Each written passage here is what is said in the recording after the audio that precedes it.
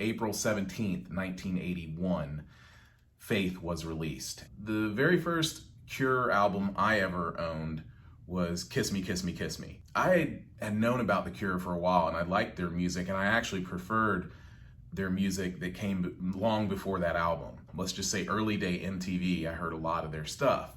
I was pretty much a fan of The Cure from the moment I heard them. Didn't know exactly where each song, which albums they were coming from, but everything I would hear from them, I would like it, and I'm like, man, this is a good band. They have really good music. And I had the opportunity to see them in 1995, and they played for 3 hours. And one of those hours, I think it was the second hour of their set, they played nothing but the old, they stuck with Boys Don't Cry, all that older stuff, Killing an Arab, stuff like that.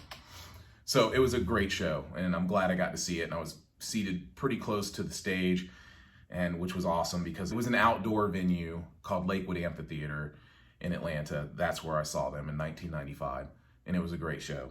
Anyway, I was a pretty solid fan, and for the longest time, if you asked me what my favorite Cure album was, I would tell you it's Head on the Door, hands down. I'd be like, Head on the Door. That all changed in the spring of 2000. We were on tour. While I was on the road with the band, the great thing about being on the road, part of being in a band is sharing your influences and talking to one another about the things that influence you and what really drives you and what you really like and what you really don't like. We'd have like these little mobile listening parties, and we would talk about the music. Often we would make these stops, and we would see so much great music on the road and so many rare albums. And one day the lead singer of our band, who was from England, he gets on the bus, and he's got a few CDs. One of the CDs that he turned me on to was Dexy's Midnight Runners, Searching for the Young Soul Rebels. I've been a fan of that ever since. And then he presents to me the album from The Cure, Faith. And he's like, have you ever listened to this album? I'm like, no, I haven't, actually. And I said, Head on the Door is my favorite Cure album. He's like, after you listen to this will be your favorite. And that's my terrible British accent. But anyway, he played it, and the first song he played for me, I believe, is the first track on the record.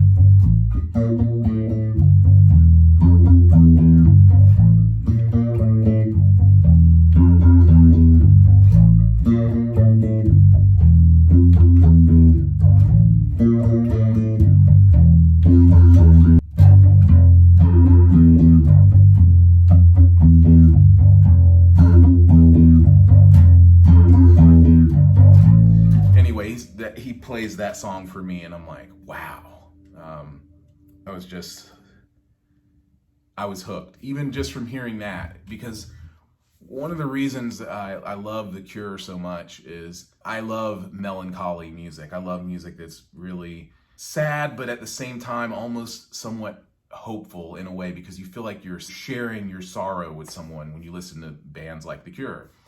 But you don't feel hopeless. You feel like you're going to live for another day, but it's just like, hey, let me just sink into this sorrow for a minute. And as you know, The Cure, they have a range of emotions that they carried throughout their career and their catalog.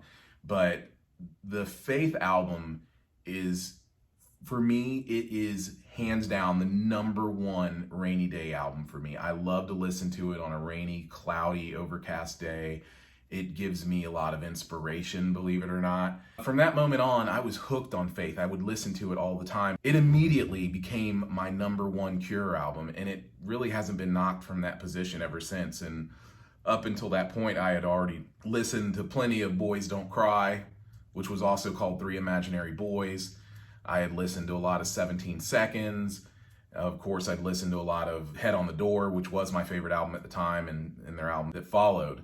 But there's something about Faith, I think that, in my opinion, I think it's The Cure's best album. I must mention that the bass tones on this album are just the bass tone in general throughout this whole album is just some of the meatiest bass. Is so, I don't know, I love it. I've been trying to experiment with it and try to get those tones. This album was the reason that I just said, you know what, I've got to explore using a flanger, and I have to work harder with my chorus pedal.